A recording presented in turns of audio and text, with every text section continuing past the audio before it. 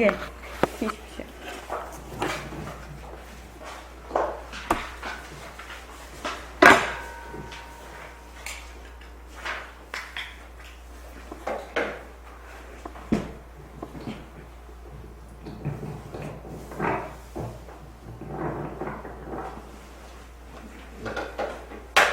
갑자기 제가 일정이 생겨가지고 한 줄을 땡겼습니다. 저기 뭐 대학생 군대연합회 동문회라는 게 있습니다. 참 그 대훈련이라고 하면 굉장히 이제 예전 대학교 시절에 그 불교학생들이 저 대학생 군대연합회. 저희 때만 해도 참 대훈련 활동이 굉장했습니다. 굉장히 말뚝신신들도 있고 그래서 그런지. 근데 요즘에 대학생들 활동이 너무 저조해요. 제가 그 서울대 불교학생회장을 1973년도에 했나요? 그렇게 했습니다. 그때 수련대를 가면은 서울대만 한 70명이 갔습니다. 그 시절에 제가 할 때 대구 동화사도 갔고, 송광사도 가고, 그 뒤에 해인사도 가고 그랬는데, 그 기억이 아주 추억이 있어요. 동화사에서 수련대를 할 때 한 70명이 갔던 걸로 제가 기억을 하거든요. 서울대만. 그랬더니 그 일화가 있어요. 그때 좀 말뚝신신들이 대단했던지 얼마나 대학생들이 가서 열심히 했던지 스님들이 자극을 받아서 명맹정진을 시작했어요. 대학생들이 와서 저렇게 열심히 하는데 우리가 이래서 되겠느냐고 뭐 그런 정도로 정말 열기가 있었던 기억이 나요. 그때 제가 이제 그 시절에 이제 선생님, 백봉 선생님도 뵙고 그러던 시절이라 그때 저를 기억하는 사람들은 좀 미웠대요. 제가 얼마나 잘난 척을 하는지 목에다 힘주고 발음 도사처럼 아주 좀 미울 정도였다고 하는 얘기를 하는데 그 시절에 제가 독한 수련대를 가서 하는데 처음에 이제 예전에 한 70명 가까이 수련대를 하면은 힘들어하는 게 바로 공양이에요. 그때는 엄청나게 엄하게 해서 바로에 고춧가루 하나라도 남으면 안 돼요. 천수물 거둘 때 물이 부정물이 나오면 아주 혼이 나고 그걸 이제 마지막에 닦아서 마셔야 되거든요. 자기 밥그릇. 그러고 맑은 물만 다시 이제 버리게 되는데 사흘 동안 계속 스님들한테 천수물 더럽다고 잔소리를 제가 수련대회장이었어요, 그때. 그래서, 그때는 제가 회장이 아니었네요. 부회장이었는데, 수련대회장은 저였고, 회장이. 회장 나와라. 그래서 제가 수련대회장이고, 막 하도, 이게 고생대회냐, 수련대회냐, 대중공사 때 막 반발이 나와서 제가 막 쏴붙였어요. 일정표 안 보고 왔냐고, 왜 와서 잔소리냐고. 그러고, 바켓으로 그러니까 천수물 거둔 게, 많이 거두니까 2바켓을 되기도 했는데, 쭉 따라버리고 맑은 물을 따라버리고 회장하고 저하고 우리 책임지고 먹자. 그래야 두 한 푼이 나온 것을 둘이서 대중 앞에서 여러 사람 닦은 걸 확 마셔버렸어요.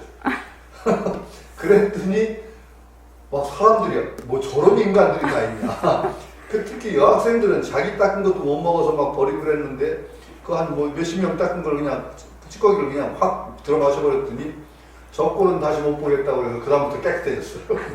그랬던 기억이 있고 얼마나 그때 독하게 했든지 그 뒤에 서울에 와서 그 간이 수련대라고 해서 하루씩 절에 가서 자가면서 하는 수련대를 하고 했어요. 그때 봉은사에 이제 수련대를 좀 하고 싶어서 와서 하루쯤 와서 저희들이 하루 숙박하면서 수련대를 하고 싶습니다 했더니 에이 대학생들 오면 수련도 안 하고 그래서 우리 안 받는다고 그래요. 스님들이 틱틱 그런가 이거 틀렸구나 그러는데 저 안쪽에 계시던 스님 한 분 그 어디서 왔냐고 서울대라고 했더니 그 동아사에서 수련대한 학생이냐고 왔다고 했더니 그럼 뭐라고 그게 스님들 사이에 소문이 난 거예요. 얼마나 가서 독하게 했든지 스님들 사이에 그 서울대생이 왔는데 그렇게 열심히 했다.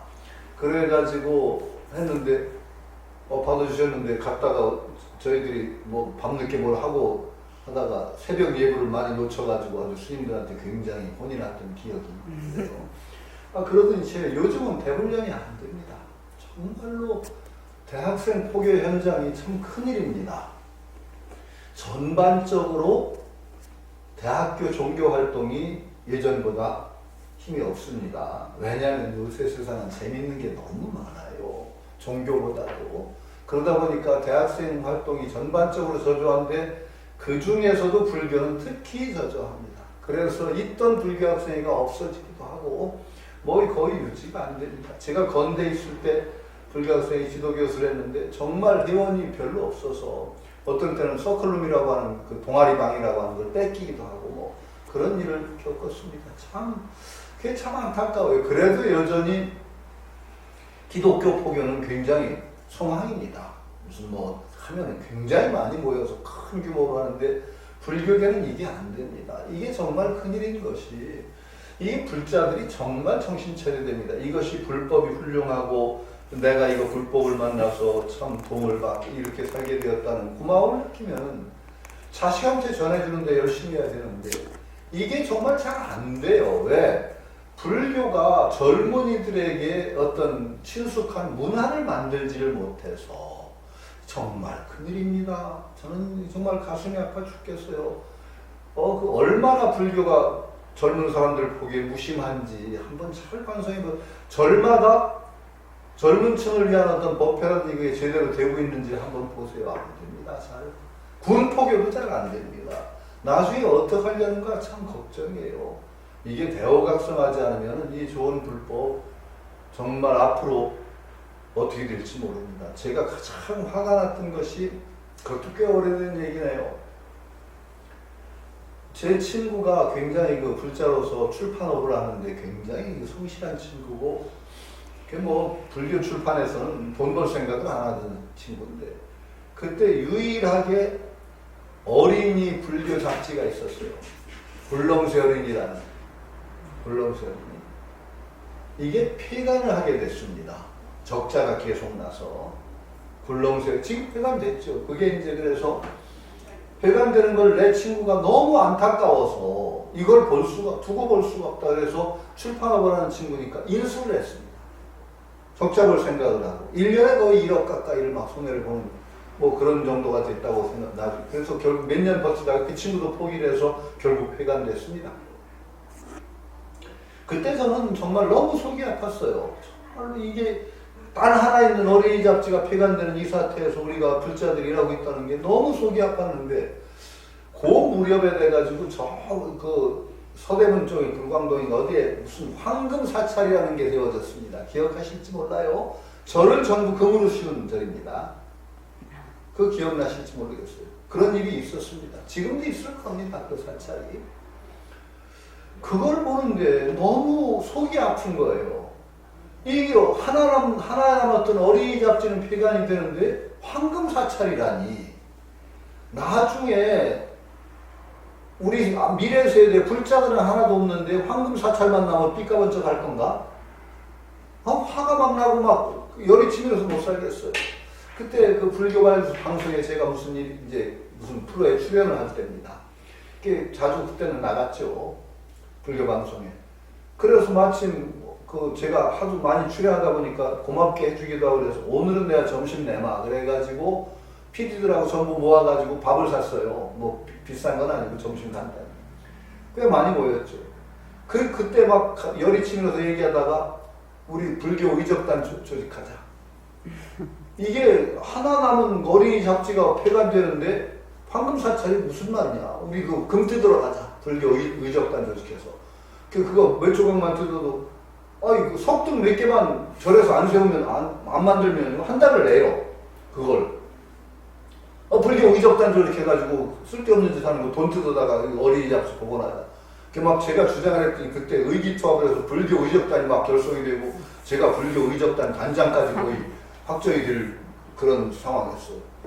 그런데 그때 마침 안 사람이 전화를 했는데 제가 안 사람한테 지극하게 존댓말을 하거든요. 그랬더니 그걸 듣더니 너무 불교 의적 단장이 너무 마누라한테 솔솔 짓는다. 그래가지고 의적 단장에서 잘린 이게 정말 큰일입니다. 대학생 불교연합회에서 저한테 마침 강의 의뢰가 있었어요. 원래 이번 주에 시작해야 되는데 급한 사정으로 한 주 미루겠다고 다음 주부터 제가 첫 강의라 시리즈 강의인데 차강입니다. 차를 이제 대학생들한테 쭉 소개를 하려고 하는데, 제가 오랜 동안 차를 마시다 보니까 제가 차 전도사입니다. 이게 차 마시는 사람을 좋아하고 권해주기도 하고 좋은 차 좋아하면 주기도 하고 뭐 그러다 보니까 차이는 전문가는 아닌데 반전문가죠. 수십 년 그 전문가 노릇.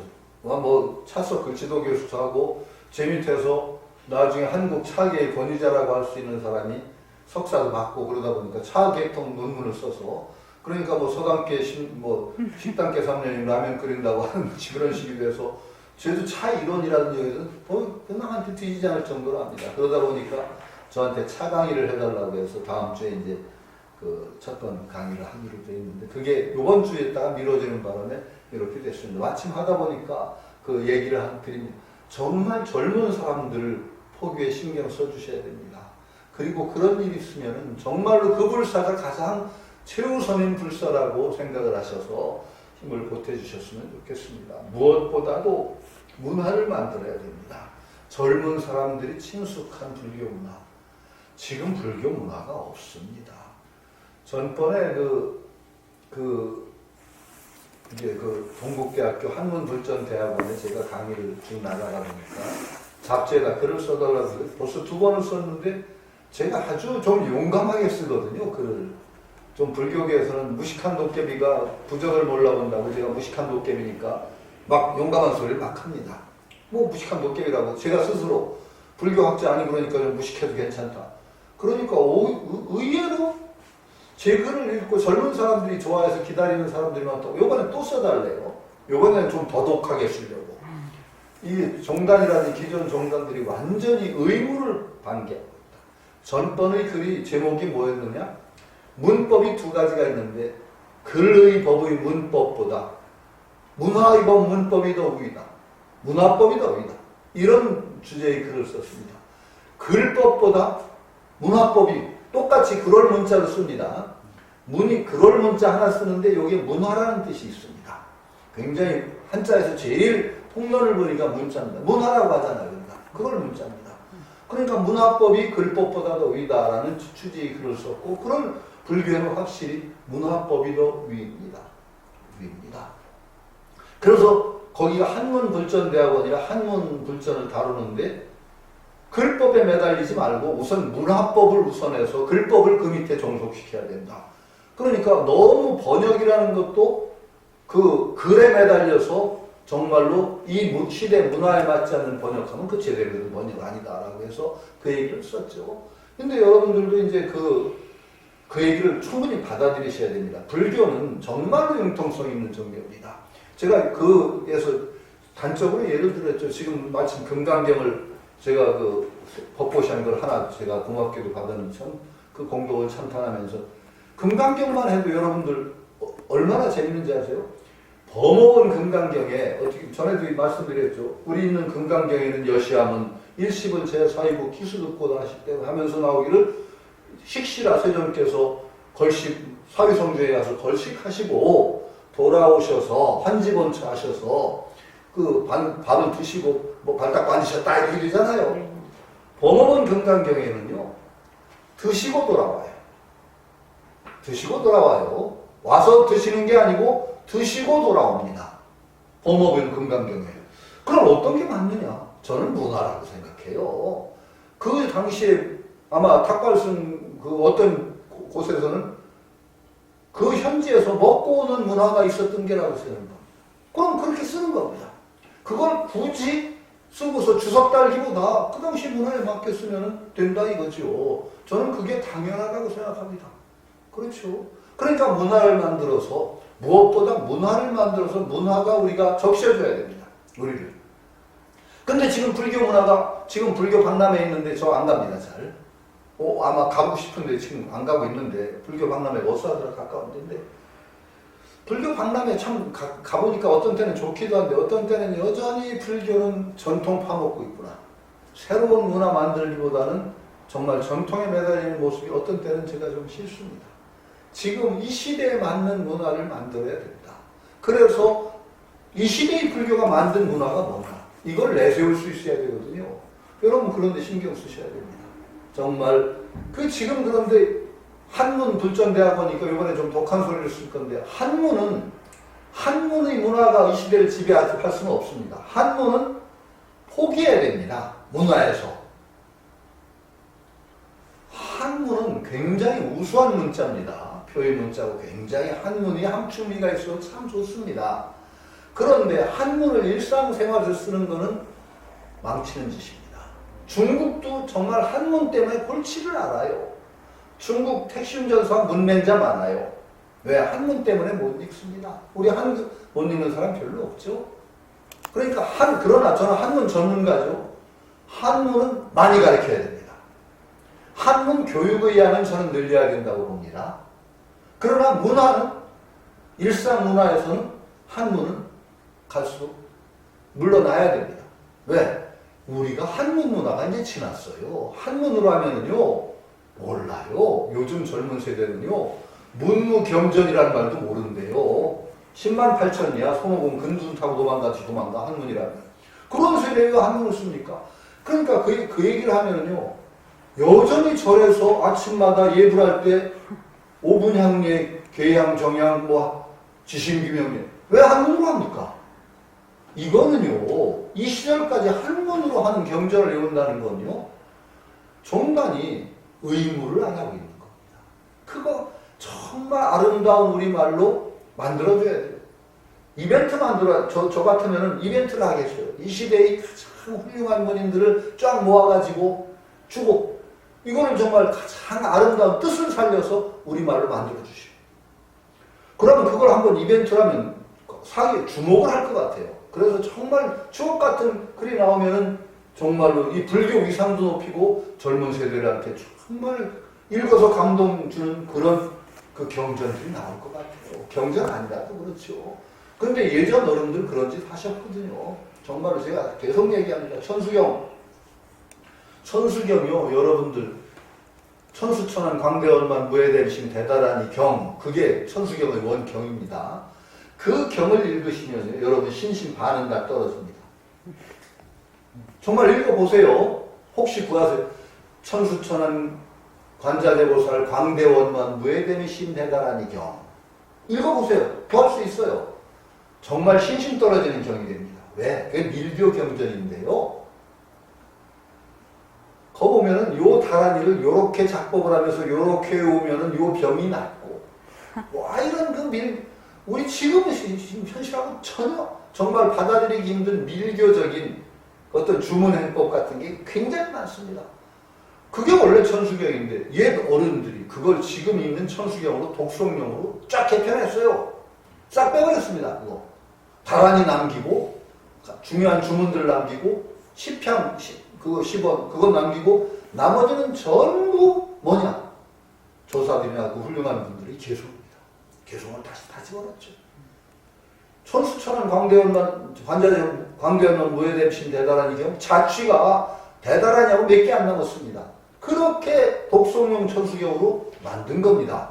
그 시대의 문화예요. 그게 새롭게 만든 정말 과감한 일을 옛 어른들이 하셨어요.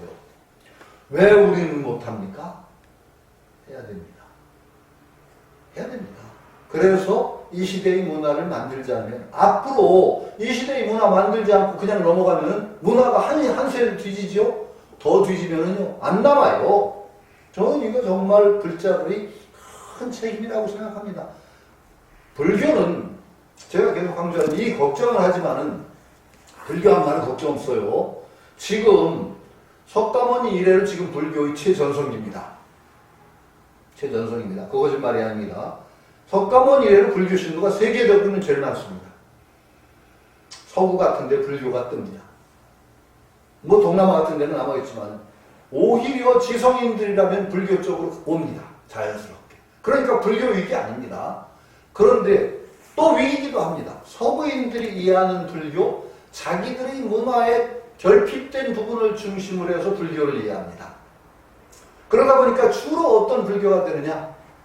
주로 정적인 명상 위주로의 불교가 서양에 유행을 하고, 아마 그게 앞으로 우리나라에 또 들어올 겁니다. 명상 계통의 불교가.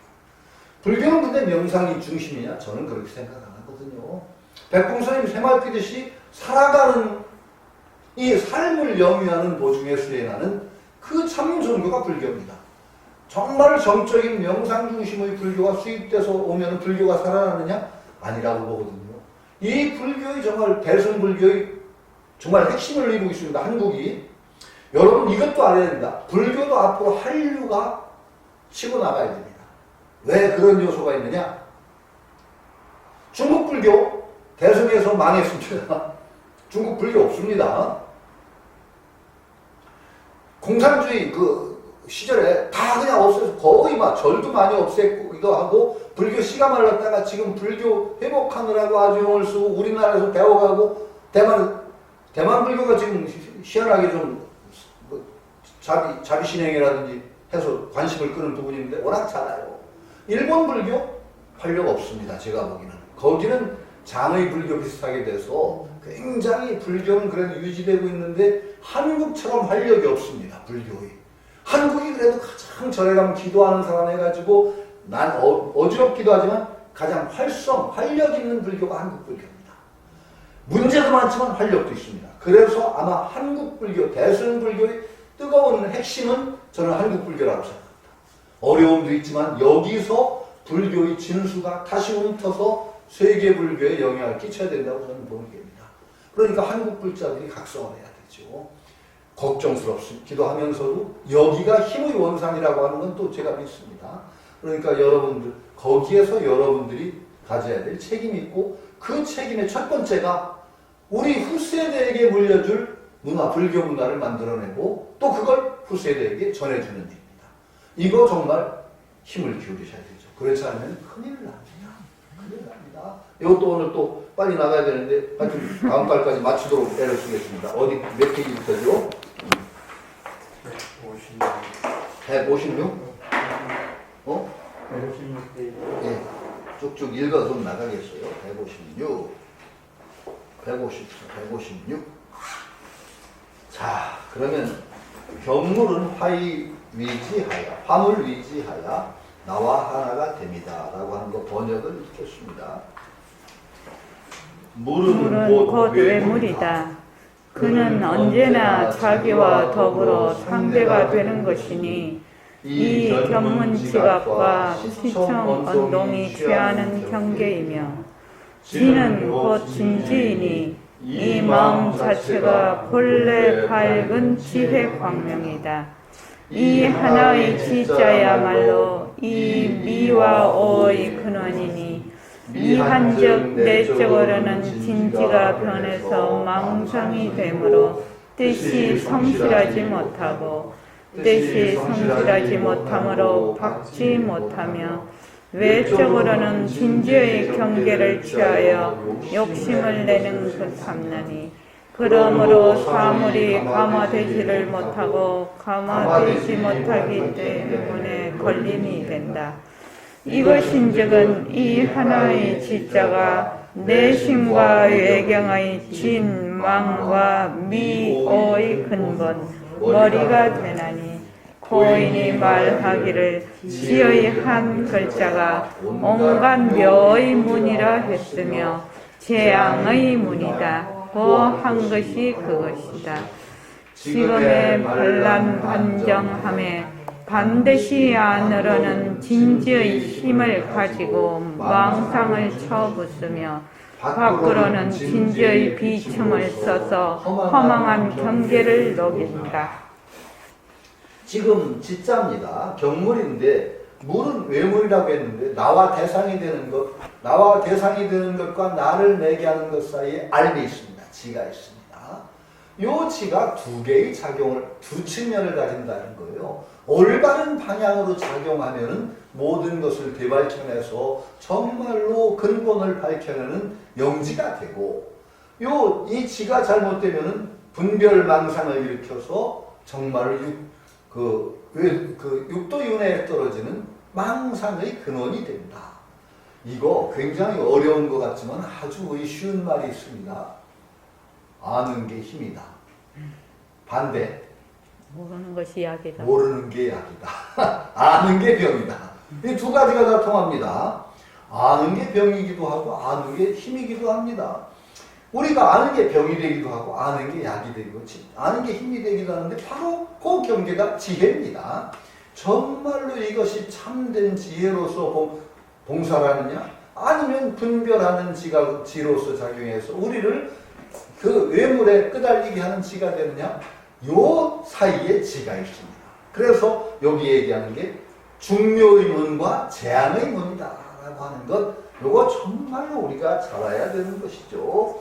진짜 미와 오의 근원이다. 그러면 어떻게 해야 된다는 얘기예요? 이거 지를 어떻게 써야 된다는 얘기예요? 지와 매달리지 아는 게 병이에요. 아는 것 자체는 나쁘지 않아요. 거기에 우리가 집착이 붙을 때가 문제인 거죠. 그러니까 아마 우리 본성이라고 할까 그것의 가장 묘한 작용 그건 지라고 합니다. 지. 그 다음에 생명에 대한 사랑입니다. 우리가 나의 어떤 근본이라고 할까 뭘 생각하면은 생명 있는 것들은 지각작용이 있습니다. 이게 근본입니다. 그리고 생명 있는 것들은 그 생명을 계속적으로 생명을 영위하려는 그런 힘이 있습니다. 저는 그것을 거기에 매달리는 그게 욕망인데 충동이고 저는 그것을 다른 측면에서 얘기하면 자비의 근원이라고 합니다. 생명에 대한 어떤 생명을 지향한다는 건 자비의 근원이라고 생각해요. 이게 없으면은 내가 내 생명에 대한 사랑이 없으면 남의 생명 사랑 안 합니다. 그러니까 거기에 맥혀서 문제이지 그게 자비. 그러니까 우리는 본디 우리 그 본체가 자비와 지혜입니다. 자비와 지혜인 존재예요. 내가 생명 활동을 영위하고 내 생명을 영위하려는 그 자체가 사실은 저는 자비라고 생각해요. 이걸 자꾸 나쁘다고만 볼 게 아니에요. 이것이 사랑의 근원입니다. 그것 빼놓으면 사랑이 없습니다.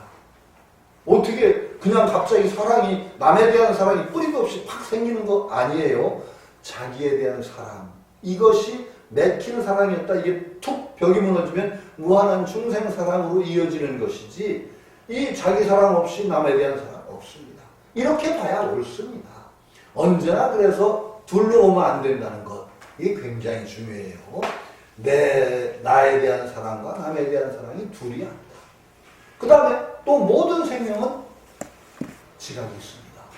우리가 혹시 어디 지각 있는 것의 한계가 어디 식물은 지각이 없나 있나? 있다고 봐야 될 겁니다.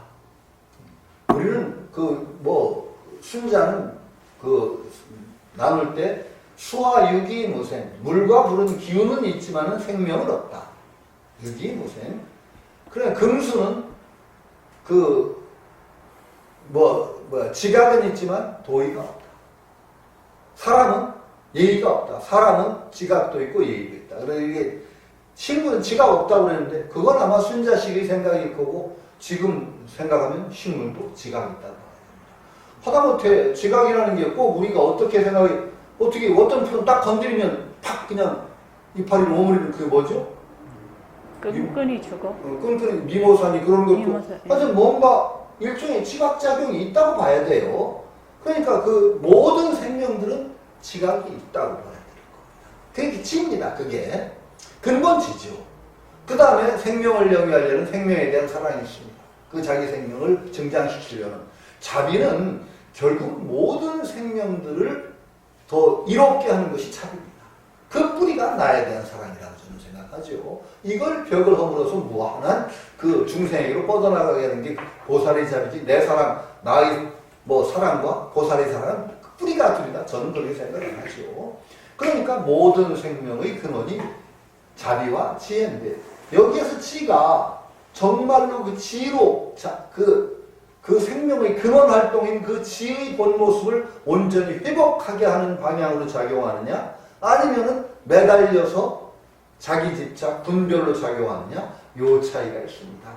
분별로 작용해서 그 지도문안이나 유형간택이라 그랬죠. 지극한 도는 어려울 게 없지만은 유형간택 간택을 싫어한다고 할 때 그거는 간택 요거 매달림으로써 거꾸로 작용하니까 이게 재앙의 문이 되는 지를 얘기합니다. 그러나 그걸 벗어난다면 지각 없이 어떻게 우리가 뭘 성취합니까? 그건 그럼 어디냐?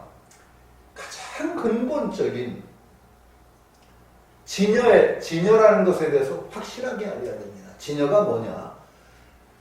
제가 계속 얘기하는데 저는 이 틀이 굉장히 좋습니다. 원효 스님이 얘기한 진여문과 생멸문의 틀. 우리가 공부를 해나가는 과정을 원효 스님은 늘 어떻게 얘기했어요? 생멸문에서 진여문으로 나가는 것이 공부다. 이렇게 봅니다. 생멸문이라는 건 뭐죠? 끊임없이 매달리고 나누고 따지고 그게 생멸문입니다. 생멸, 너, 나. 이게 생멸이죠. 생멸문이에요. 그러니까 우리가 윤회를 계속 거듭하고 하는 것은 생멸에 매달려서 집착함으로써 윤회를 한다. 그렇죠. 생멸에 관해서. 지금 선생님 외운 글에 뭐가 있었죠? 뭐에 매달려서 육도윤회에 떨어지는 거죠? 비로자나 법신이지만은 변하는 모습 따라 뒤바뀌는 여김. 뒤바뀌는 이 변하는 모습 따라 뒤바뀌는 여김의 세계가 생멸의 세계입니다. 여기에 매달려서 우리가 윤회에 빠지는 거죠. 근데 그게 공부라는 건 뭐냐? 그걸 넘어서서 진여문으로 가는 겁니다. 진여는 근본이 뭐냐? 차별이 없는 게 진여의 근본 특성입니다. 둘이 아닌 무차별의 세계. 차별이 없는 것이 진여의 근본 특성이에요. 그런데 진여에 딱 도달하는 순간 제가 늘 뭐라고 얘기해요? 진여는 차별이 없는 것이 본성이기 때문에 진여와 생멸의 차별까지도 넘어서요. 여기가 진여문이로구나 하고 주저앉는 순간에 진여문이 발로 차버리죠. 여기 진여문은 앉을 자리가 없다 그래요. 아니 송곳 꽂을 땅이 없어요. 진여문은 풀 한 줄기 나무란 폭이 가를 땅도 없고 심하게는 송곳 꽂을 땅도 없는 게 진여의 자리예요. 그러니까 진여는 앉는 자리가 아니에요. 여러분 진여 가서 앉으려고 하면 큰일 나요. 진여는 앉을 땅이 없어요. 여기가 진여가라고 하는 순간에 진여가 아니에요. 근데 중요한 건 진여라는 그 시각을 여러분이 가지게 되면은 정말 이게 정지견이에요. 이 정지견을 가지면은 지가 바르게 작용을 하는 계기가 돼요. 남자와 여자 우리가 잘 분별해야 돼요. 남자라는 역할을 제대로 하고 여자라는 역할을 제대로 하려면 남녀에 관해서 잘 알아야 돼요. 그렇죠? 그런데 그 남녀를 제대로 남과 여가 제 역할을 하려면 어떻게 되느냐? 본디 남자로 고정되어 있고 본디 여자로 고정되어 있는 것이 아니라 나는 남자 모습을 나타서 모습을 잘 보이는 거예요. 모습으로 나타나서 이렇게 있을 뿐이라는 거예요. 그러니까 본디 남자 아니에요. 본디 고정불변의 여자 아니에요. 그래서 사람이에요. 사람인 자리가 진여의 자리예요. 쉽게 얘기하면 남자를 넘어서고 여자를 넘어선 사람이라는 자리가 이게 진여의 자리인데 사람이라는 자리는 또 따로 없어요. 남녀를 떠나 사람이 있습니까? 없죠. 그러나 사람이라는 자리를 확실하게 아는 입장에서 남녀를 쓰면은 지가 걸림이 없어요. 그래 제대로 남자 역할을 하고 제대로 여자 역할을 해요. 그런데 사람이라는 것을 잊고 너는 남자 나는 여자 뭐 이런 식으로 해서 고집을 하면 어떻게 되죠? 그때부터는 갈등이 일어나고 서로 이해 못하고 쪼개져요. 이건 망념분조로 나가서 번뇌 윤회로 나가는 지가 돼요. 요 차이를 알아야 돼요. 그러니까 이 참말로 정지견을 딱 세우고 나면은 불교는 앉을 자리가 없는 종교입니다. 불교는 앉는 종교가 아니에요. 이렇게 살아가는 모습밖에 없는 게 불교예요. 이거 여러분 아주 명심을 하셔야 됩니다. 불교는 앉을 자리가 없다. 부처님 앉아서 여기 내가 부처가라고 앉아 계셨던 분이 아니에요. 부처님이 끊임없이 복지는 일을 하셔요. 살아가시는 그 누가 그렇게 물었다고 하죠. 부처님은 완성되신 분인데 어떻게 그런 일을 하십니까? 그랬더니 이렇게 살아가는 것이 부처다라고 부처님. 내가 그거 경전을 확인해야 되는데 이렇게 사는 게 부처다. 부처는 폼 잡고 와서 톡 내 부처야 하고 앉는 게 아니라 이렇게 살아가는 모습이 부처인 거예요. 그러니까 부처님은 앉아 계신 분이 아니에요. 그 움직이는 모습, 부처로서 활동하는 모습이 부처인 거지 부처라는 자리에 앉은 게 부처가 아니에요. 그러니까 우리 불자들은 내 살아가는 모습으로서 보여요. 진여성을 그렇게 드러내는 것이 진여는 가서 앉는 자리가 아니란 말이죠. 바로 그것이 지가 어떻게 작용하냐. 지 한자가 중묘의문, 온갖 오묘한 것의 문이 되느냐. 거기서부터 나오는 문이 되느냐. 아니면은 재앙의 문이 되느냐. 이것을 결정한다 말이죠. 여러분도 이제 앞으로 지혜가 나와요. 요거 하나만 알아도 지혜가 계속 나와요. 제가 예를 들었던 남과 여. 사람, 세상 일을 보면 대개 그래요. 근본을 알고 둘이 아닌 자리를 우리가 지향하면서 그것에 바탕에서 둘을 쓸 때 정말로 지혜가 돼요. 그게. 이걸 망각하고 각각 쪼개진 데 매달리면은 재앙의 문이 된다. 이렇게 생각하시면은 굉장히 도움이 돼요. 그러니까 이게 바로 중묘의 문이냐 재앙의 문이냐 이거 굉장히 중요한 얘기가 된다. 이렇게 보시면 돼요. 자, 중묘지문이라는 건 여기 저 주석에만 이제 하셨는데 사실은 노자 도덕경에 나오는 말이에요. 노자 도덕경. 그렇게 하고 쭉쭉 오늘 넘어가려합니다. 또 다음 달에 끝내려고 하면 뒤에는 그 발문 같은 게 있어서 상당히 차지하고 있는 게 있어서 전부가 아니에요. 나중에 보면은 발문이라고 해서 이런 게 많이 붙어 있고 그래서 분량이 그렇게 많지 않은데 그래도 너무 오래 끌어서 요 12월에 이제 끝내고 우리가 수신결을 해야 되니까 좀 제가 커뮤니즘 때문에 죄송한데 좀 나갈게요. 네. 그 다음에 163쪽으로 갈까요? 네. 163쪽 번역을 읽죠. 격은 곧 우임금이 삼묘적을 격하게 했다는 그 격이니 말하자면 내가 지극한 정성으로서 그에게 감통하며 그가 곧 감화를 받아서 나에게 돌아오나니 이른바 지극한 정성은 새와 돌도 감통하며 돼지나 물고기도 감동을 하는 그러한 격이다. 또 지혜는 진과 망의 같지 아니함이 있으니 그러므로 그 작용함도 또한 다르다. 격도 또한 두 가지가 있으니 망지로서 망상을 쓰면 무라가 서로 막히는 격이 되나니 이 격은 투격의 격이다. 마치 외물과의 접촉으로 얽히고 설킴이 되어서 날마다 마음과 싸운다고 말한 것이 바로 그것이다. 반면에 진지로서 지극한 정성을 쓰게 되면 물과 아가 서로 감통을 하나니 이 격은 이 감격의 격이니 마치 그 그릇된 마음을 바로 잡는다고 말한 것이 바로 그것이다. 또 마치 당나귀가 울고 개가리가 우는 그것과 문 앞에 풀이 모두 다 소리와 빛깔의 경계이니 그가 나와 상대가 되어 서로 막히는 장애가 된다. 그런데도 송나라 선비가 당나귀 울음소리를 듣거나 개구리 울음소리를 듣거나 문 앞에 풀을 보고 깨닫게 된 것은 소리와 빛깔이 하나이기 때문이니 그 전에 나와 더불어 막혔던 장애가 지금은 변화하여 내 마음의 묘한 경계가 되었다. 그 외물이 변화하여 진지가 되어 나와 하나가 되었으니 그 감격이 되는 격임을 어찌 의심할 여부가 있겠느냐. 이 격물이라고 할 때 이 격을 지금 주석하고 계신 겁니다. 원래 격자가 두 가지가 기본적으로는 두 가지 뜻이 있습니다. 격은 온다라는 뜻이 있어요. 온다. 이를 지자. 이를 지라는 글자 아시죠? 한자로 이를 지. 그 다음에 바르게 한다는 뜻이 있어요. 원래 한 격자에. 그래서 이 두 가지가 이를 지자로 쓰이는 경우는 시경에서 이렇게 쓰입니다. 신지격사, 불가탁사. 신지격사, 귀신 신자. 신이 격 이르시며 신이 여기에 오시며 상제가 여기에 강림하시며 이럴 때 격을 씁니다. 불가탁사 우리가 헤아릴 수가 없구나.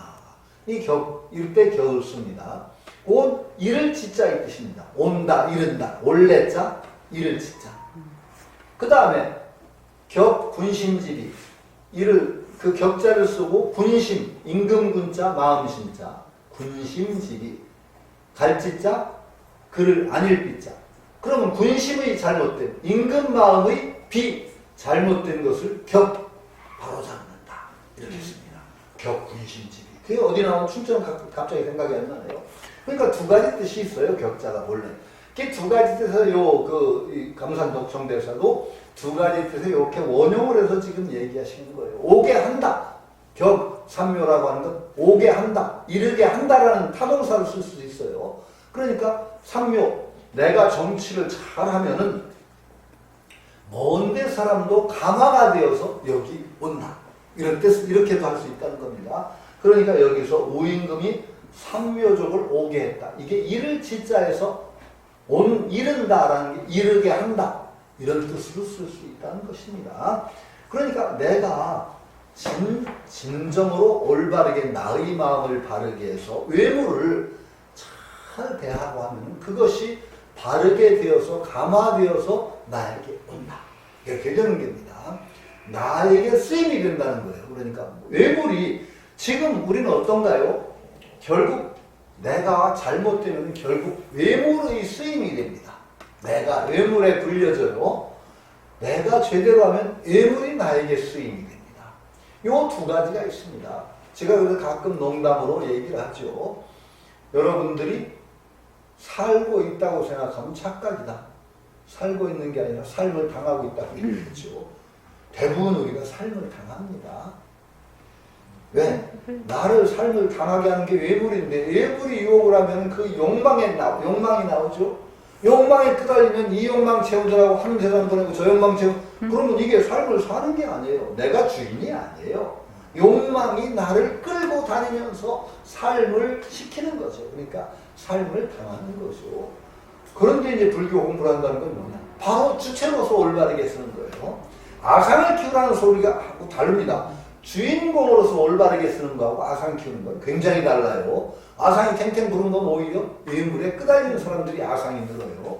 주인공이 된 사람은 아상이 줄어요. 주인공이 되어서 외물을 격하게 하고 내가 부리는 존재가 되어서 외물을 쓰게 하는 그런 존재가 되느냐? 외물에 쓰여져가지고 계속 갈등을 일으키면서 외부와 부딪히면서 그냥 남 지배하려고 하고 하는 삶을 사느냐? 굉장히 중요한 얘기가 되죠. 갈림길이에요. 오게 한다는 건 바로 이르게 한다, 감화시킨다, 감화시켜서 나에게 오게 한다, 쓰이게 한다는 뜻이니까 이게 바로 불교 공부의 근본이기도 합니다. 아니, 불교 공부의 근본이 아니라 불교는 굉장히 범용성이 정말 불교인 아니라도 불교를 충분히 공부해보라고 할 만하죠. 제가 얘기했잖아요. 정액상수가 별거냐? 제가 뭐라고 했어요? 정신차리자. 그랬죠. 일반인은 그렇게 얘기해주면 정액상수, 그렇게 정신차려가 정액상수. 정신 차리는 걸 우리가 잘, 우리말을 분석해보면 나와요. 정신 차리는 게 막 그냥 방방방방 뜨는 게 정신 차리는 게 아니잖아요. 정이 있어야 정신 차리는, 딱 가라앉은 마음, 집중된 마음이 정신 차리냐는 반드시 집중되고 어떤 차분한 마음이 정신 차림의 근본이에요. 멍한 게 또 정신 차리는 거 아니죠? 깨어있음이 또 정신 차리는 것의 근본이에요. 그럼 우리가 정신 차려 그럴 때는 그게 무슨 소리냐? 정신 차리라는 말 속에는 두 가지 측면이 들어가요. 차분하고도 집중된 상태를 가져야 되는 거. 그 다음에 뭐예요? 깨어있는 거. 정액상수예요, 정신 차리는 게. 그러니까 불교를 빌리지 않고도 얼마든지 불교 얘기를 해줄 수 있어요. 정신 차려. 정신 차리는데 그걸 이제 불교적으로 얘기하면 정액상수란 말이죠. 그렇죠. 그리고 일반 사람들한테 얘기해 줄 수 있어요. 너 제발 삶의 주인이 돼서 살아라. 이렇게 얘기해 줄 수 있잖아요. 이게 불교예요, 사실. 그러니까 모든 이들에게 일반적으로 얘기해 줄 수 있는 게 바로 불교예요. 가장 범용성 있는 종교. 그래서 세계에 지금 불교가 늘어나는 이유가 있어요. 여러분들이 정신 차리고 살고 삶의 주인이 되어서 살려고 하는 바른 의식을 가진 사람이면 불교하고 굉장히 친해지기가 쉬워요. 기독교 굉장히 기독교 깔보시면 안 됩니다. 위대한 종교입니다. 기독교. 저는요, 대학 시절에 성경 공부했다고 했죠. 굉장한 감동을 받았어요. 성경을 읽으면서. 정말 보통 쉽게 얘기할, 아니, 오죽하면 세계에서 제일 많은 인구가 믿고 있잖아요, 현실적으로. 이거 인정해야 돼요. 거기에 그만한 힘이 있어요. 기독교인, 제대로 기독교 신앙을 가지면 영성이 나와요. 그게 있어요. 그런데 우리는 불교가, 저는 그거 안 맞더라고요. 안 맞는 부분이 있어요, 저. 그래서 저는 기독교를 못 갔는데, 불교가 가진 장점을 제대로 못 살리면 안 돼요. 앞으로는요, 저는 불교 시대가 온다 봅니다. 왜? 어떤 신이라든가, 뭐 부활을 통해서 모든 사람이 한꺼번에 다 구원을, 이런 믿지 않으면 안 될 얘기를 해도, 안 해도, 정말로 자기 삶을 한 단계 업그레이드 시킬 수 있는, 일반인들에게 정말 억지로 믿지 않더라도 바로 자기 삶을 업그레이드 시켜줄 수 있는 가장 쉬운 길이 불교에 있어요. 가장 합리적인 것도. 여러분들은 그 길을 가는 거예요. 저는 선비자라고 생각해요. 앞으로 문명에는요, 불교가, 저는 앞으로 세대의 문명은 불교가 가장 우월한 종교로서 자리 잡을 거라 합니다. 그리고 그런 얘기들은 세계에 상당히 뛰어난 분들이, 선지적인 안목을 가진 분들이 이미 얘기를 했어요. 저는 분명히 있습니다. 그리고 그 불교의 가장 장점을 여러분들은 취하셔야 됩니다. 올바로 취하셔야 됩니다. 그런데 그 불교의 장점이 지금 현대에 제대로 안 살고 있다는 게 문제라는 거죠. 이걸 선구적인 불교의 힘들을 키워낼 수, 정말 드러낼 수 있는 그 올바른 가르침들이 확산이 돼야 돼요. 저는 그 가운데서 제가 그래도 못나간 잘났던 인연이 있어 조금이라도 양념을 치러 온 거죠. 저는 양념 치러 오는 겁니다. 지금 일심의 원장님이 늘 하시는 거는 주식이에요. 주식은 좀 단박하고도 그런, 저는 이제 양념이기 때문에 가끔 와서 좀 아주 쌈박하게 양념은 좀 독한 맛이 있어야 돼요. 그래서 칼칼하고 양념이라고 하니까 갑자기 생각, 향신료가 나오면서 보다도 향신료가 나오면서 인류의 식생활이 많이 변하죠. 향신료 전쟁이라고 부르는 전쟁이 있습니다. 향신료가 주로 어디서 나오는지 아세요? 향신료 제일 많이 나오는 데가 서인도 제도입니다. 필리핀 저 밑으로. 거기에서 뭐 여러 가지 육두구 정향이라든지 그런 향신료들이 거기 다 나옵니다. 후추 같은 건 인도에서 나오기도 하고. 향신료가 나와서 서구의 열강들이요, 그거 차지하느라고 거의 전쟁을 벌입니다. 그거 차지하는 향신료 전쟁입니다. 대항해 시대라는 15, 16세기쯤이나 그때 아주 6, 7세기인가 하여튼 거기 차지하는 큰 전쟁이 벌어집니다. 향신료죠. 저는 가끔가다 양념치러 오는 겁니다. 이제 원장님이 아주 차분하게 그러시면, 저는 양념을 치러 오는 이유도 있어요. 여기가 저는 의미가 없다고 하면 안 오죠. 왜? 백봉 선생님께서 이 시대에 맞는 불교였던 옛날 어떤 전통에 매몰되지 않고 이 새로운 시대를 위한 불교의 문을 열었다고 저는 생각하는 거예요. 뭐냐? 이 거사불교를 주창하신 것도 그렇고 앞으로는 거사불교해야 된다고 저는 믿습니다. 왜냐하면은 성직자 수가 불교만 해도 갈수록 줄어서요. 성직자가 감당 안 됩니다. 그러니까 그리고 우리 삶을 이끌어가는, 우리 실생활을 바꾸는 종교가 되어야 된다는 거, 불교의 저는 본령이 거기에 있다고 생각하거든요. 근데 바로 선생님이 그걸 제시하는 게 새마을귀 같은 거예요. 새마을귀. 모습을 제대로 잘 그리자. 이거 굉장히 중요한 얘기입니다. 불교가 불교인 지정을 잃은 것이 참 저는 오래됐다고 생각하죠. 부처님이 생애를 읽으면서 저는 굉장히 중요한 포인트가 몇 군데 있는데, 그 중에 하나가 뭐냐? 알랄라칼라마 오타칼라마프타가 선정의 최고봉까지 간 분이에요. 두 사람이 비비상처정이라든지 부처님이 나중에 그분들이 이룩한 선정을, 불교의 선정을 다 인정했어요. 받아들였어요. 비비상처정. 최고봉에 가는 분들이고 부처님은 그 밑에 가서 수행을 했어요. 그리고 두 분이 부처님의 수행을 인정하고 우리랑 같이 교단을 이끌자. 나와 같이 교단을 이끌자. 부처님이 그걸 나오셨어요. 거부하고. 선정이 최고봉이에요. 불교 선정에서 거의 최고봉의 선정이에요. 그게. 그 정의 최고봉입니다. 왜 나오셨어요? 여러 가지 고상한 해석은 여러 가지가 됐지만 결국은 그건 선정 상태에서 행복이에요. 부처님은 추구하신 게 뭐냐? 이 살아가면서도 행복할 수 있는 쪽. 우리 살아가면서. 우리 삶 속에서. 선정 상태에서 여러분도 아니 선정 상태에서 행복을 추구하다가는 병이 많이 생겨요. 굉장히 위험한 거예요.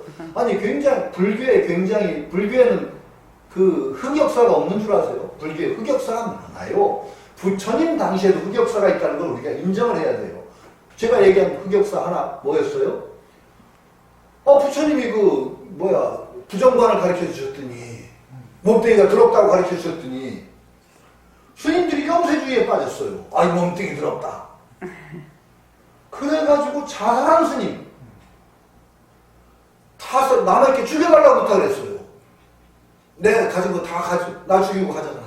별거 없지만은 80명이 넘어요. 80명이 기록에 남은 게. 끔찍한 얘기죠. 불교의 굉장한 흑역사입니다. 수행이 잘못된 수행으로 인해서 80명이 죽어요. 적어도. 부처님이 금하셨죠. 부처님이 금하신 수행이면 저는 지금도 금해야 된다고 봐요. 여러분 혹시 불교 수행하다가 부정관을 누가 하라고 하면 하지 마세요. 절대. 이 몸뚱이가 피고름 주머니에다 똥오줌 주머니다.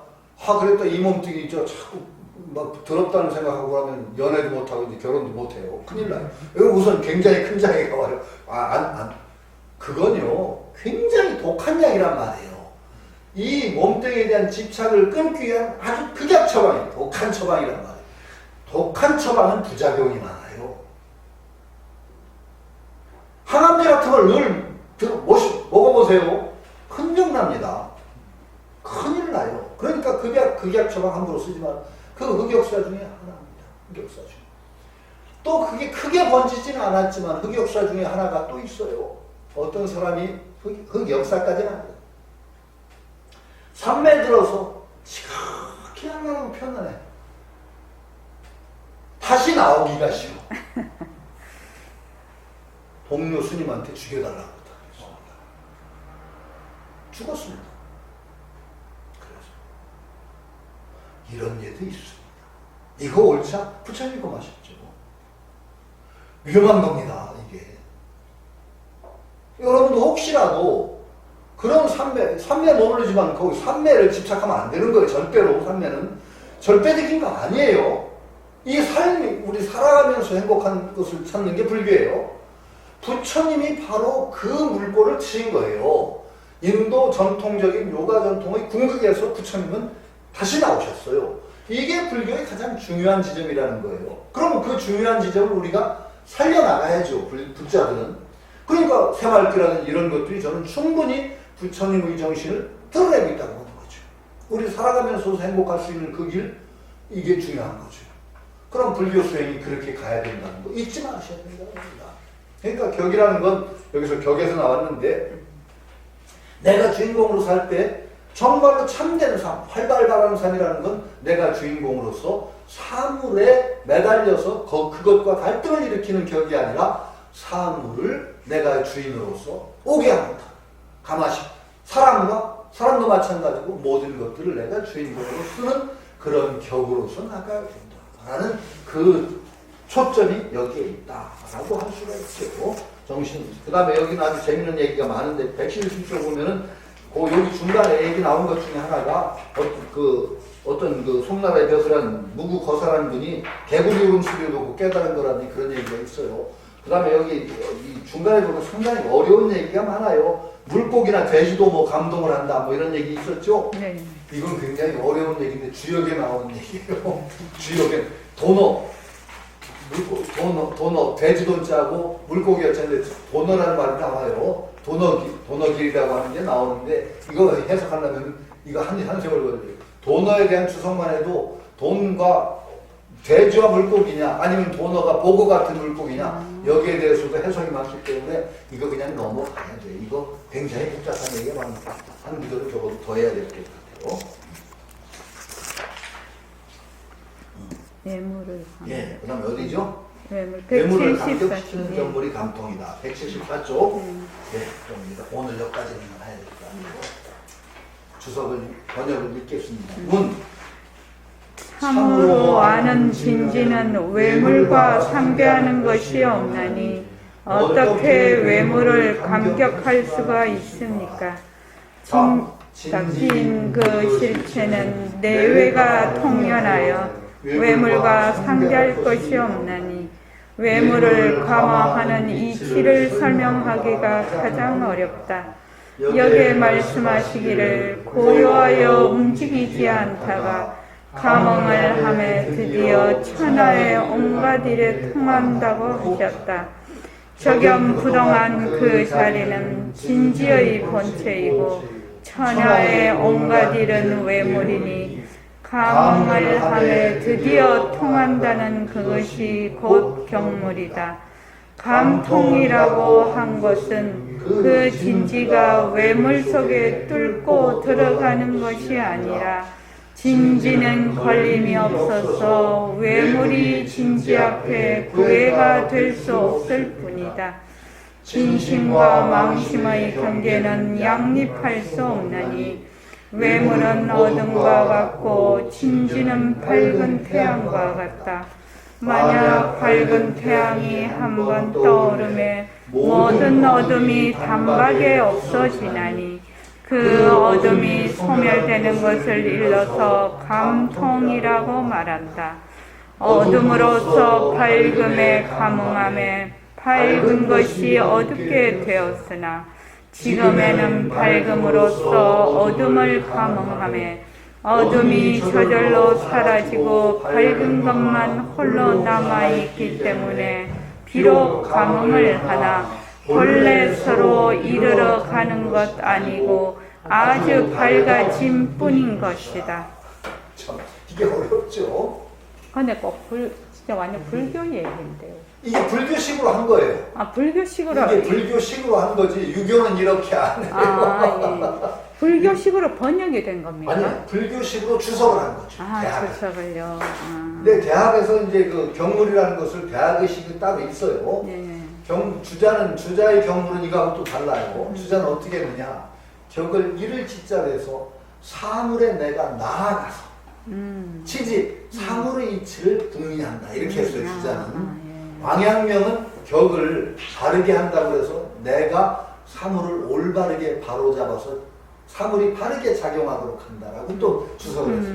그런데 이분은 왕양명과 비슷하면서도 전혀 불교적인 식으로 지금 스님이니까 덕청 스님이 완전히 불교의 선적으로 지금 대학을 해석하고 있는 거예요. 그러니까 이 종교가 이렇게 융섭하는 현장이에요. 융섭. 이 재밌어요. 융섭을 한다. 이렇게 융섭을 할 수 있는 게 상당히 중요한 부분이기도 하죠. 자, 진지가 사물을 감격한다, 감흥시키고 또 오게 한다라고 하는 도대체 무의 합이 없어야 되는 거거든요. 내가 나서 사물을 갖다 그냥 갑자기 내가 작용을 해가지고 뭐 그냥 그것들을 오게 한단 말이냐? 이게 굉장히 어려운 일이에요. 내가 어떻게 무의를 해야 되는데 내가 사물을 감동을 시키고 오게 한다는 의지를 가지고 한다면 벌써 이게 뭔가 위가 되잖아요. 뭔가 일으킨 것이 되잖아요. 이거 어떻게 한단 말이에요. 진지를 이렇게 얘기하고서 어떻게 사물을 감동시켜? 그러니까 우선 스님이 뭐라고 감탄덕진 말하기가 참 어렵기는 하다. 여기 나오잖아요. 참 외물과 상대할 것이 없어. 원래가 외물이라 할 것도 없어. 내가. 근데 외물을 감화시키는 이치기는 설명하기가 매우 어렵다. 가장 어렵다라고 얘기했어요. 그러니까 내가 상대할 것 외물이라는 것 자체도 인정하기 저것을 인정하는 것 자체가 쉽지 않은 일이야. 불교에서는. 유식으로 얘기하면 외물이라는 것 자체가 없어. 근데 그것을 감동시킨다는 이게 무슨 말이요? 라고 하니까 참 어렵다. 어렵지만 또 어려운 가운데 이치가 있다라고 얘기하는 거죠. 그러니까 참 어렵다고 하니까 참 재밌네요. 아니, 제가 철학과니까 한번 좀 전혀 다른 얘기를 한번 해드릴게요. 아리스토텔레스 철학에는 순수 형상이라는 게 모든 것의 근원이래요. 아리스토텔레스 철학을 얘기하면 모든 변화하는 것들은 불완전한 거예요. 완전한 건 변화가 없어요. 완전한 건. 모든 변화를 감화시키는 건 불완전한 거예요. 자, 그래서 사람의 완성체가 있어요. 사람의 순수 형상이 있어요. 그러니까 우리가 변화라는 것은 그 형상을 향해서 변화를 일으켜나, 쉽게 얘기하면요, 변화한다는 것은 아직 드러낼 만한, 이 속에 드러내지 않은 요소가 있으니까 이 드러내지 않은 요소가 드러나는 게 변화예요. 자, 아리스토텔레스 철학에는 닭이 완전한 거예요? 달걀이 완전한 거예요? 닭이 먼저예요? 달걀이 먼저예요? 닭이 먼저예요. 왜? 달걀 속에는 드러나지 않은 닭의 모습이 있어. 이 속에, 달걀 속에. 달걀이 부활을 그 속에 달걀 속에 있는 모든 요소를 온전하게 다 드러내면 닭이 돼요. 자, 여러분 속에 있는 것을, 인간 속에 있는, 내 속에 잠재되어 있는 여러 가지 요소가 있는데, 인간 속에 있는 내 요소를 온전하게 다 실현하면 뭐가 될까요? 인간이 내가 아직 노력을 통해서 발전한다는 것은 내 속에 아직 드러내지 못한 잠재된 요소가 있는 거예요. 여러분 속에 있는 그 잠재된 가능성을 온전히 다 실현하면 뭐가 될까요? 아리스토텔레스 철학에 하면 뭐가 된다고 해요? 행복한 인간이 된대요. 행복한 인간. 그러니까 이건 그게 무슨 얘기가 아니에요. 불교에서도 가장 내가 내 속에 있는 걸 온전하게 다 실현되면 열반이에요. 열반을 가장 쉽게 표현하자면 행복한 상태예요. 완전한 행복. 저는 그렇게 봐요. 그렇게 보면 그런데 행복이라는 말이 좀 천박하게 들려서 그렇죠. 윤환기 씨가 옛날에 노래에서 나는 행복합니다 하면 좀 천박하게 들려서 사실은 이거 완전한 행복이 저는 열반하고 그게 멀지 않다고 생각해요. 완전한 행복. 온전하기 싫어. 그런데 세계의 궁극적인 원인이 되는 형상은 모든 것을 움직이는 힘이에요. 움직이는 근원이에요. 그런데 형상이기 때문에 순수한 가장 완전한 것은 움직이면 안 돼. 움직임이 있다는 건 불완전한 거죠. 그러니까 세계의 근원인 형상은 움직임이 없어야 돼. 움직임이 없는 것이 어떻게 모든 것을 움직일까요? 움직임이 없으면서 어떻게 모든 것을 움직여서 운동하게 해요? 이게 참 아리스토텔레스 굉장히 어렵습니다. 근데 재밌어요. 아리스토텔레스가 뭐라고 설명하는지 아세요? 움직이지 않으면서도 움직일 수가 있대. 남을. 이거 아리스토텔레스 설명이 재밌어요. 굉장한 미녀가 있으면은 미녀가 사람을 끌어잡아당기지 않아도 문 남성들이 홀려서 그러니까 움직인 거예요. 움직이게 한 거예요? 안 한 거예요? 미녀가 아무것도 안 했어. 그런데도 문 남성들이 끌려서 왔어. 이렇다는 거예요. 가장 완전한 것에 끌려서 모든 것들이 그걸 향해서 움직이니까 그것이 모든 것을 움직이게 하는 힘이다. 이렇게 얘기를 해요. 여기서 비슷한 게 재밌어요. 진실하면 망심의 경계는 없는데 내가 그저 밝아지면 모든 것이 함께 밝아져. 내가 그것들을 밝히려고 애쓸 필요가 없어. 내가 밝아짐으로 해서 모든 것이 한꺼번에 밝아지는 것이니까 그게 감격인데 내가 그것을 인지하고 내가 저걸 밝혀야 되겠다. 내가 저걸 감화시켜야 되겠다. 이런 어떤 자기 분별심도 없이 중생을 보지 않아. 중생을 보지 않아. 중생이라는 생각도 없어. 그러면서도 그것에 의해서 모든 것을 또 함께 완성시켜주는 것. 그것이야말로 대비심이에요. 아니, 유마경에 그런 얘기가 나와요. 전번에 냈듯이 보살의 자비는 어떤 것이냐. 우리가 자비를 베풀려는 대상을 의식하고 저것에 매달려서 저것 사랑을 베푼다고 할 때 그것을 자비라고 안 합니다. 뭐라고 얘기하느냐? 그걸 애견이라고 부릅니다. 사랑의 자, 볼견자. 애견이라고 해요. 우리는 쏠리는 거죠. 쏠림이에요. 보살의 자비는 중생상 자체가 없어요. 중생이라는 상 자체가 없이 그러면서 무한히 그냥 쏟아지는 자비예요. 그것에 의해서 중생이 감화되는데 거기는 감화시키는 주체도 없고 감화되는 대상도 없어요. 이건 똑같아요. 3년 청정이라고 할 때, 보시를 할 때 3년 청정이죠. 보시하는 자도 없고, 보시받는 자도 없고, 보시하는 재물도 없어요. 요 세 가지에 대한 집착이 다 떨어졌을 때, 진정한 보시 3년 청정이라고 불러요. 자비를 베푸는 이도 없고, 자비에 의해서 구제되는 자도 없고, 자비 자체도 없어요. 요게 3년 청정이에요. 이게 불교 똑같아요.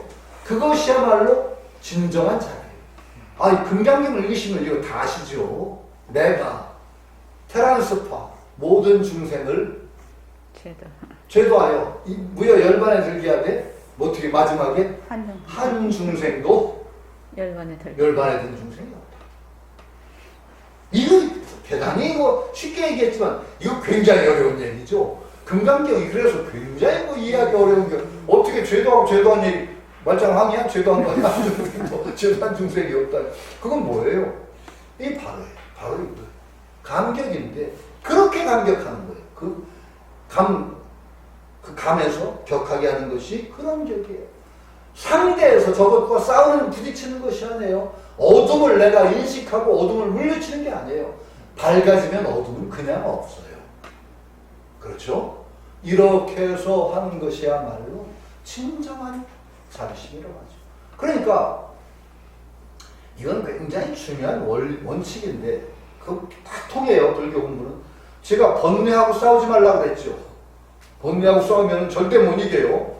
번뇌를 의식하고 저 번뇌를 내가 없애야 되겠다? 절대 안 없어져요. 왜? 번뇌를 인정했는데 어떻게 번뇌가 없어집니까? 저놈을 이겨야지. 하는 순간에 번뇌를 강구하게 번뇌를 강화시키고 그놈을 이기려고 하는 게 말이 안 되죠. 번뇌를 보지 않아야 돼요. 그것과 싸우려는 의식이 없어야 돼요. 그냥 태연하게 화두 들고 공부해 나가면 되지. 자연이 없어지는 거지. 저놈을 없애야지. 틀렸어요. 여기서 대성이 틀린 거예요. 처음부터. 모든 공부가 그렇듯이 감격도 그런 어떤 나와 저것이 쪼개지고 나서 감격이 안 돼요. 진정한 감격이. 쪼개짐부터 극복한 진지가 딱 가운데 있어요. 그 성립되고 아까 얘기한 대로 진여에 대한 올바른 관점이 딱 서요. 그렇게 되고 나면 내가 억지로 감격시키는 것이 아니라 저절로 감격이 이루어진다. 이렇게 돼야 되는 거예요. 이 원리는 말이죠. 모든 원리가 그러니까 계속 여기서 이제 공부하시면 다 아실 거예요. 저는 제가 쓸데없이 제가 좀 이제 그 양념치는 식으로 좀 강하게 얘기해서 그렇지 이미 다 아시는 건데 원리는 똑같아요. 번뇌를 극복하는 방법이나 자비를 행하는 방법이나 보식을 행하는 방법이 똑같아요. 여기서 바로 그렇게 얘기하는 거예요. 어둠이 따로 어둠이라는 실체가 없어요. 내가 밝아지면 그대로 사라지는 것이지. 그렇죠? 이렇게 감격하는 것이다.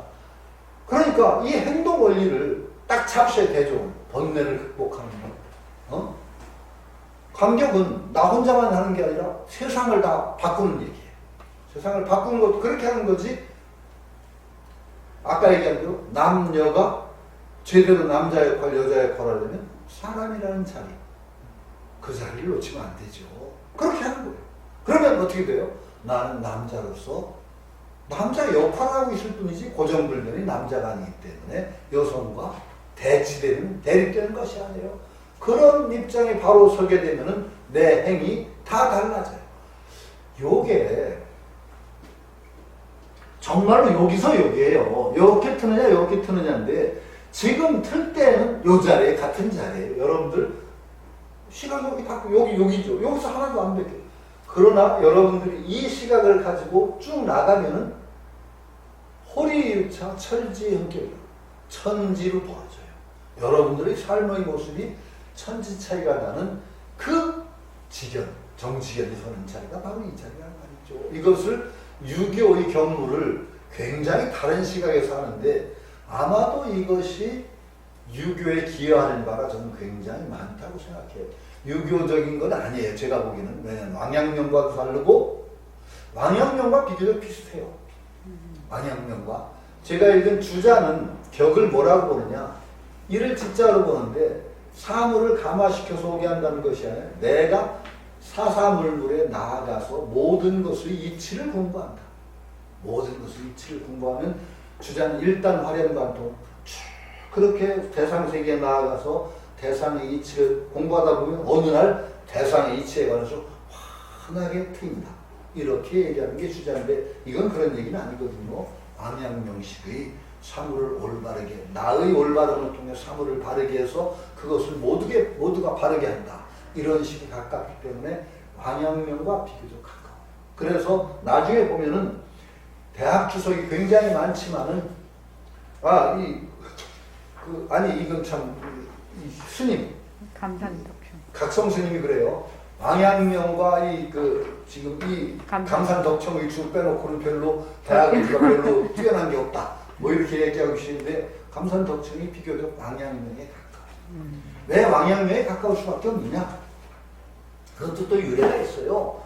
이제 그 송대의 성리학이라고 하는 게 신유학인데 신유학이라고 하는 게 이제 송대부터 나와서 성리학이 나오고 주자학이죠. 성리학이 나오고 그 다음에 양명학이 나와요. 주자학은 어디에 영향을 받았느냐? 화엄학에 영향을 받았어. 불교의 화엄학. 양명학은 어디에 영향을 받았냐? 선글교에 영향을 받아요. 불교에 굉장히 영향을 받습니다. 연구하는 사람들에 의하면 화엄학이 없었으면 주자학이 안 나왔다. 라고까지 얘기를 해요. 화엄학의 이사. 여러분 이제 법성계 읽으면 이사명연 무분별 시불보현 대인경 그러죠. 이사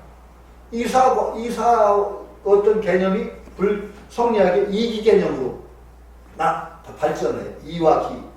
그러니까 화엄학이 성리학의 영향을 준 거예요. 거의 화엄학이 배경이 됐다고 보죠. 양명학은 선적입니다. 굉장히 선하게 가까워요. 그러니까 지금 감산덕청 스님이 선적으로 지금 대학을 주석을 하고 있거든요. 그러니까 당연히 양명의 주석하고 굉장히 가까울 수밖에 없다는 그런 어떤 특징이 드러나는 게죠. 오늘 좀 거칠게 얘기했는데 오늘 좀 나갔죠. 그래도 다음에 어떻게 해서 쭉쭉 나가서 맞춰야 되겠어요. 올해는 맞춰야지 이렇게 오래돼서 안 돼요. 왜냐하면 여기도 비슷한 얘기들이 반복이 됩니다. 경물치지가 사실은 대학의 끝입니다. 경물치지 원래 8조맥이 경물치지 성의경심 수신제가 지구 편천하거든요. 지금 격을 얘기하고 있으니까 대학의 마지막이에요. 그래서 반복적인 얘기가 많기 때문에 다음엔 쭉 읽어나가도 아마 마칠 수 있을 거라고 생각합니다. 하여튼 올해 내를 마치고 다음에는 수신교로 좀 나가보려고 하니까 좀 그동안 많이 헤맸더라도 좀 이해해 주시고 오늘 여기서 마치도록 하겠습니다.